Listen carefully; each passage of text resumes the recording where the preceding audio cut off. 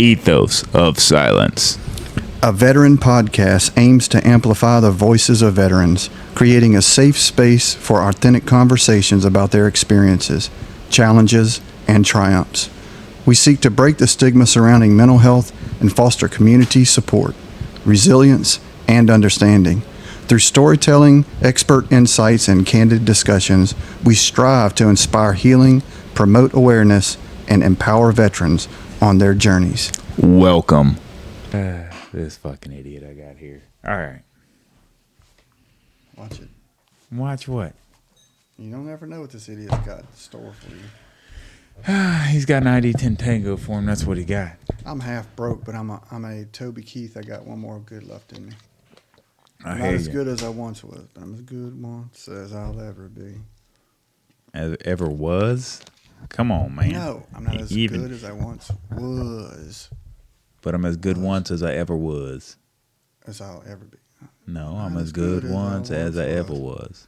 But I'm as good once. As I ever was. As I ever was. Yes. As I'll ever be. No, as I ever was. Why did I say ever be? Because you're retarded. B could be was. B could be was, huh? All right. Hey, welcome back, Ethos of Silence. We're going to jump right back into it. Got Tim here and Kevin being wasn't. Side. There we go. All right, so I jumped into my silence and told you a little bit. We're going to go a 1.5 here of silence because we're going to jump into a little bit of what coping mechanisms are. Very good. Without jumping into the trauma, unless you come across a trauma that you want to jump into, and then we can pause it and jump into a silence 2.0 and roll with it. Why don't you start it off and then show us your coping mechanisms, and maybe I'll flash back one of my own. How about that? Cool. Do it. Well, I mean, like I was talking about before, you know, my coping mechanism of not going too high or not going too low with emotions. That's one of them, definitely. And I know that different people like different things, but for me, a long time, alcohol has been a coping mechanism of drinking away the pain, you know. And I think it's so that I can have the conversation with myself, drunk with myself, so I can forgive myself for the mean things I tell myself because I did it in a intoxicated state. So since I did it intoxicated, I didn't mean the words I was saying to myself, but I needed to have the conversation with myself. I get that. So I wanted to go get drunk by myself, sit down with a bottle of whiskey, and drink until there was no whiskey left. There's always whiskey. No. Not when you go off by yourself with a bottle, because that's all there is.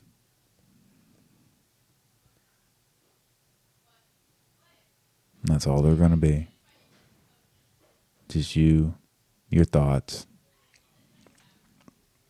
this bottle to get down to the bottom of it. As in trying to get down to the bottom of your thoughts. Trying to understand the decisions you made that have you in this situation that you feel like nobody should deserve, and the thoughts that are in your head, and trying to figure out the way to cope with what you've done and move forward. And it's the moments of silence when you stop talking to yourself that make you wonder, just wonder what could have been, what should have been. Is this the way everything was meant to happen? Was this my destiny? Stopping and thinking about stuff like that.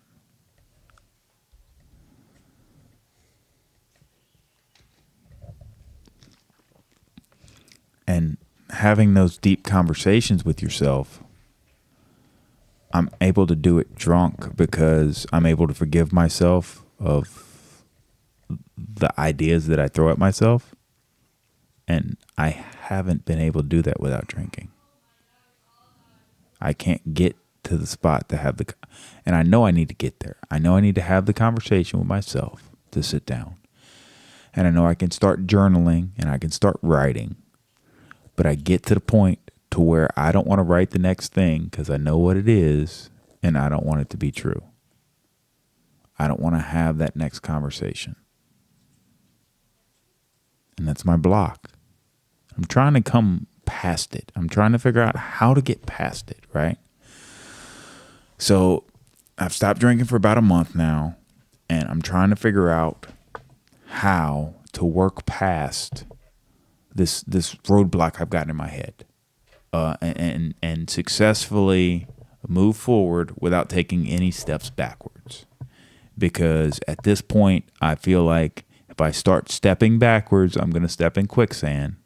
And then if I get in quicksand, no matter how hard I struggle, I'm going to be working against myself. And I've worked too hard to get where I am. I've sacrificed too much time, energy, and love, quality time, quality energy to move backwards. I get that. But I don't know where to go. I'm trying to figure out how to cope and move forward. And it's a tough spot to be in right now. I mean, it's a tough spot that I think everybody runs into in their life. Everybody runs into crisis. And normally I have certain people I can talk to, and I don't have those people to talk to. How you feel that you don't have somebody like, so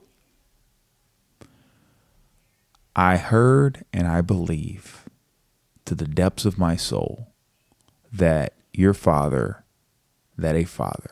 is the only man in your life who wants to see you do better than them. Mm.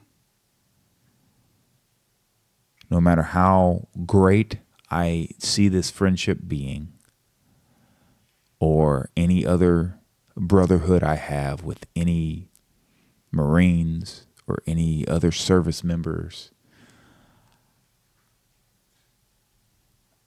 there's still an element of their personal success that is in their head, that they care more about themselves and them being successful as a civilian than the success of their brothers and sisters around them, because I have my set of responsibilities. Now, you are important to me, but you are not above my responsibilities. And I understand that, and I can cope with that, and I can feel that, and I can agree with that. And without that person in my life, it has been extremely difficult to have the conversations that I need to have. And I think it is me putting the barrier in front of myself that doesn't exist, because I know I can have that conversation with uncles. I know I can have that conversation with aunts. I know I can have that conversation with people who love me and care for me as if I were their kids, and I am nowhere near in direct competition with them about a thing in this world. Yeah. So I know I can. And I know those people exist. And I know they've probably tried having conversations with me.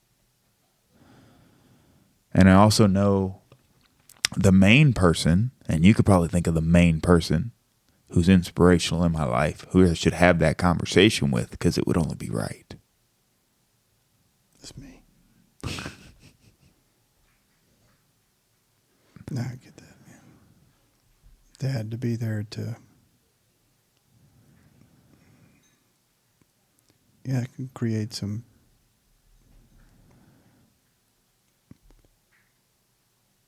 void of thought.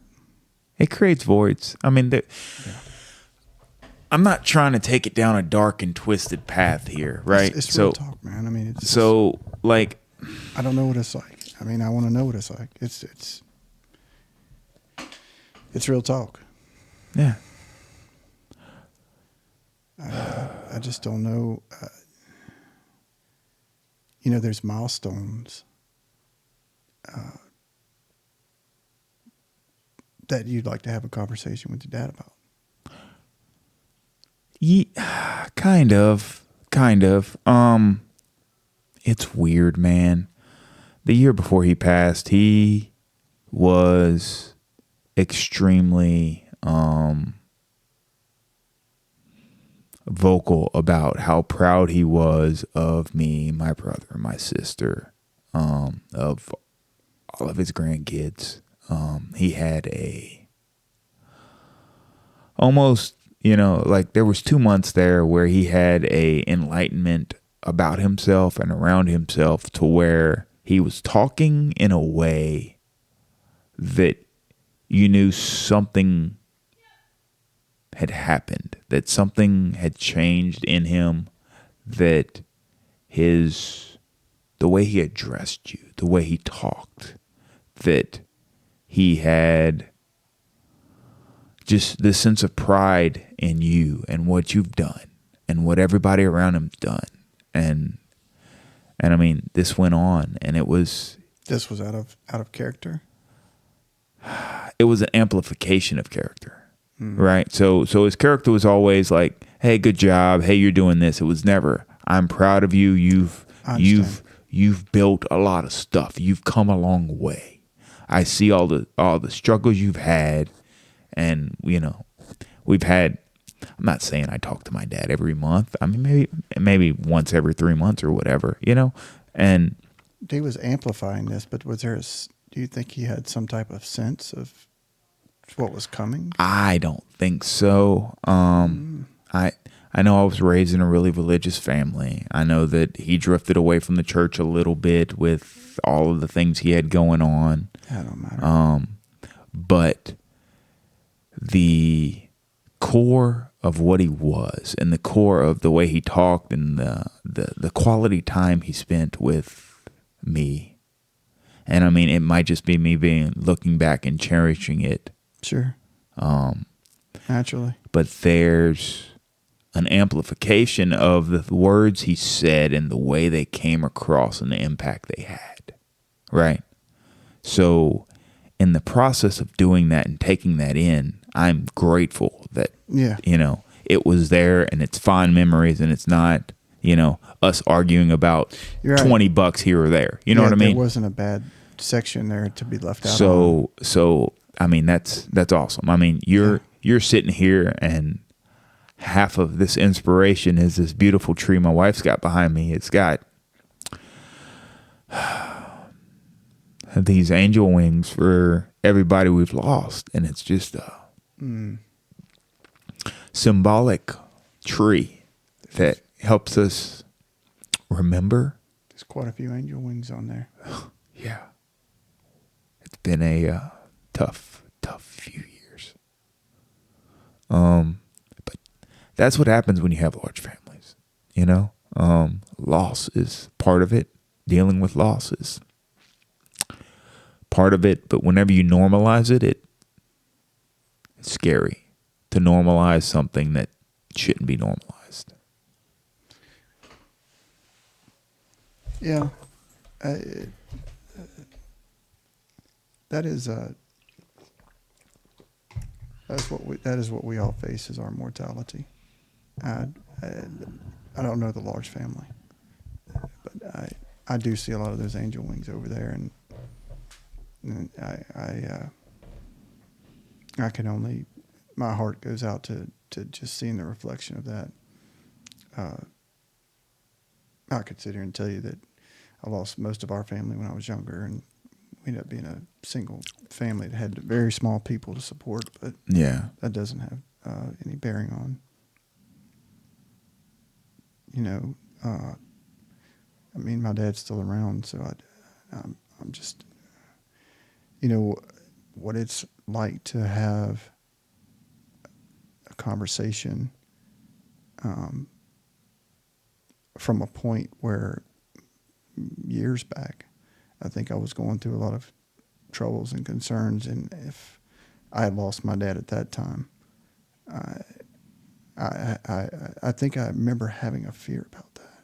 Yeah. Like, not tonight. I can't have him. I can't have him gone. and so I guess I'm so thankful now that I do have had years later that conversation of him saying how proud he is of me. I get to go spend, it's selfish but I get to go spend time, even if it's, going to fix his mower or something. I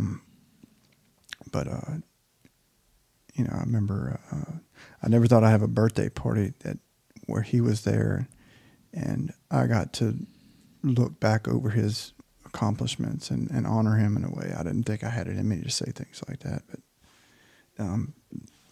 that had happened. Yeah. So it's Tim, I don't know, man. I don't know at the point you're at in your life where you have accomplished so much, and that real fatherly figure is something. But I think in a way though that it's made you more of a viable man that is surrounded in this castle that you have, and you don't need to feel anything except pride in a great way, not in a bad way. Yeah, I mean, there's no doubt there's a sense of pride in the things I've accomplished. There's no doubt that there's a sense of respect that I've earned from my father, which is something that every young man craves, is earning, and deserving the words from their father that they respect them, that they're proud of them, that they that they're along the right path, that they've completed their journey, that they've done the things in life, and they have and continue to surprise the limitations of what I thought was capable. Like if a father was to tell their son any of those words, it would make their universe.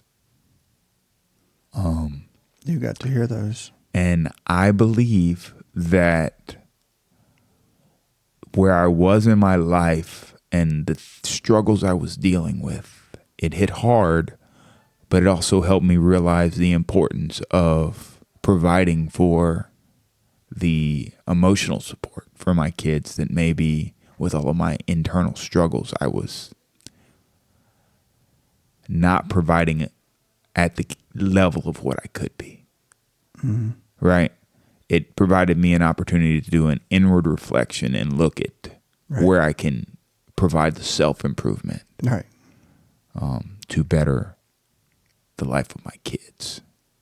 Yeah, because that's all that matters. Give them the tools they need to be emotionally stable and provide that emotional stability they need to be successful despite whatever challenges might come their way. You got great kids. Because COVID sparked, lost my Aunt Donna.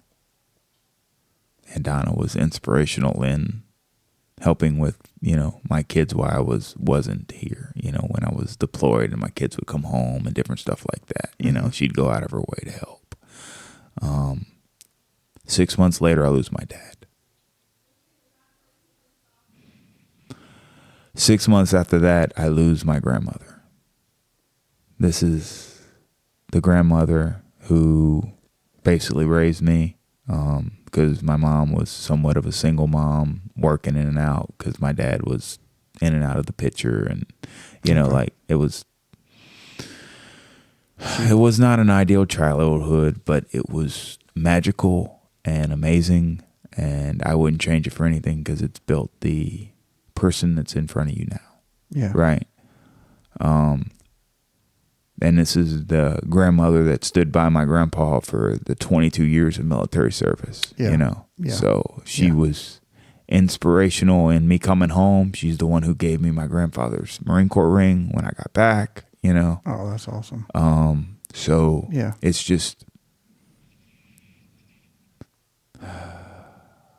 cup half full, man. I've been Almost blessed to spend that much time with her and, you know, be able to have that much time with her, you know. The same, like, I'm telling you, I didn't want to get out of the military. I wanted to make it a career, and I chose to come home and try and build a life with my kids. And that gave me time to spend with my father, which I wasn't really getting much of between coming home for holidays or coming home for a random crawfish boil because they were in season.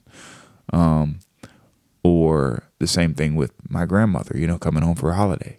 Yeah. If I decided to come home from the military, you know what I mean? Yeah, you were right in the middle of back-to-back deployments during Iraq. That was one of the toughest times of our military history. You guys were going back to back to back. You had no time for nothing. Well, and then on top of that, with the fact of being in the air wing, the Marine Corps is constantly within striking distance of everywhere in the world. So we've got a MEU going off East Coast, and we got a MEU going out of Japan. Well, between that, you've only got 7 gun squadrons, so 7 squadrons that deploy. You got 3 deployments that are out at all times, and then you got 2 land deployments. So you got 5 deployments that are out at all times, and you only have 7 squadrons. And a deployment normally takes about half the personnel of a squadron to fulfill. So we were just rotating at a cyclic rate. Yeah. Like I said, I mean, I deployed 4 times in 7 years. Who could blame you? You know, like you didn't have a life. You were just there. But your family life. You got kids here. I didn't have a family life. You're right. So I can't blame somebody for not wanting to continue my career and me having to choose between a career and my kids. But a choice I would make, and I think you saying you would make 10 times over. Look around, yes. Yeah. I mean, there's no doubt about that. There's no doubt, you know. There's conversations that I know I need to have, and I'm not sure who to have them with. And if I do not have the conversation with the right person, I don't know if I'm strong enough to deal with the repercussions of the conversation. And I feel like these conversations are the things that are holding me back from achieving the next level of greatness. Right. I get that. Because I have emotionally came so far, right? Like I was able to, for the most part, I mean, I'm going to have to go back and count how many times I cussed during the first silence that I opened up at, but I mean, I really wanted to tell it the second way I told the damn story. You're running on a different type of fuel that you have to keep going with. I got it. But so just like the Marine Corps teaches me during the Crucible to be able to have an unlimited supply of energy to physically keep moving, I need to find a space to emotionally have that energy. I get that. Because I have the physical energy and I have the spiritual energy. Yeah. I need the emotional energy. And and that'll be the trifecta. And once you get, you know, all 3 pieces of the Triforce together, Link's unstoppable. Yep. Spirit, body, and mind. Yeah. Yeah, I totally get that. So it's just the mind. Yeah. And I mean, mentally to keep physically going, you know, I mean, that's a mind game. I'm good. Mentally to keep spiritually going, I'm good. So, I mean, my mind is strong. Yeah. I have no doubts. But I get what you're saying. I totally get where. And that's where I'm reaching out for the help is I want to fix this internal hiccup and figure out how to power myself into the next adventure. The next adventure. Which is ready for you right on the other side of that door. Well, I also feel like this passion project that I'm opening up, if I don't figure out how to emotionally heal and emotionally move forward with myself, how am I going to be able to provide anybody who reaches out with the resources and the compassion they deserve to address a problem that I haven't been able to do? I know I need a community to do it. I know creating the community is going to help with it. And I know there's resources out there, and I'm going to track them down till I find them. Yeah. I haven't answered, but it's the only answer that's ever worked for me. Yeah, well, yeah, I've told you I'm spiritually sound. I mean, so the spiritual side answering the emotional side, I mean, I understand just giving it to him, and I've just given him a lot, and everything I've just given him, he's fixed. But you say it's a lot, like there's a set amount that needs to be given. What we have with you is enough that there may not be a person on this planet that can take what I'm not looking for somebody to take. I'm not looking for somebody to give me a magic pill or say a magic answer.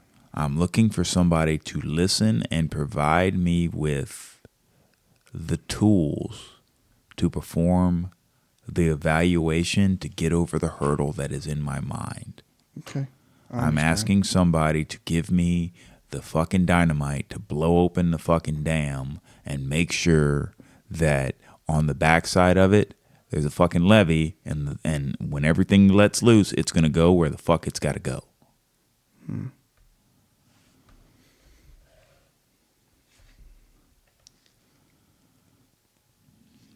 And I've been able to have these conversations, and I don't want to turn back to drinking to ease my mind. I don't want to. No, you shouldn't have to. Drinking should be a choice. Yeah. Drinking should be a choice. It should not be this coping mechanism that I've turned it into and relied on for as long as I've relied on it. You're not the Lone Ranger, buddy. No, I mean, everybody does it. And everybody has their own burden that they are. I got prizes for it. Using it to mask. But they don't matter very much in this lifetime. What they say, you got the shirt, shoes, and the hat to match. I've got a great depth of experience of effing up. Don't we all? Don't we all? I did it real good, though. Oh, yeah. Imagine that. Oh, yeah. There's an unwritten book about me somewhere. There we go. Well, maybe we can make it digital and publish it. Purely just digital. Yeah. Yeah, it's... All right, buddy. We're 27 minutes in of me opening up and rambling on about the issue without an issue. So, you got any words of wisdom? I really just want to say that, it's very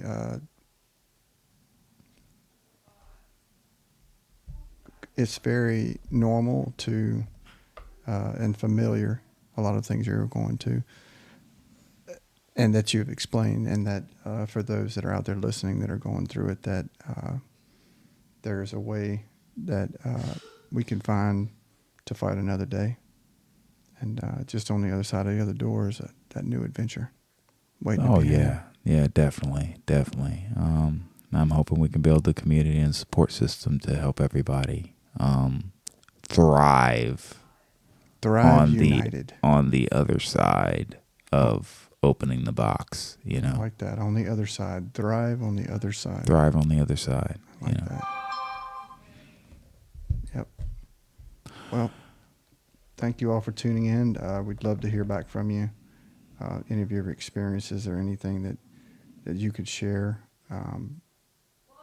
We'd like to hear your pure conversations and your pure thoughts on it. So definitely let us know. Leave us an email or leave us some comments. Thanks for tuning in. Yeah, thanks for tuning in. Iron sharpens iron. Become the resource you want for everybody else. I like that one. I hear you. Simplify. If you need more information on veterans benefits, please visit our website at vfwpost4224.org. That's Victor Foxtrot Whiskey, post4224.org. All of our contact information is in the description of the video. Please email us if you have any questions. We now have a moment of silent prayer for those still in the battle, for our departed comrades, for those missing in action, and for those held as prisoners of war.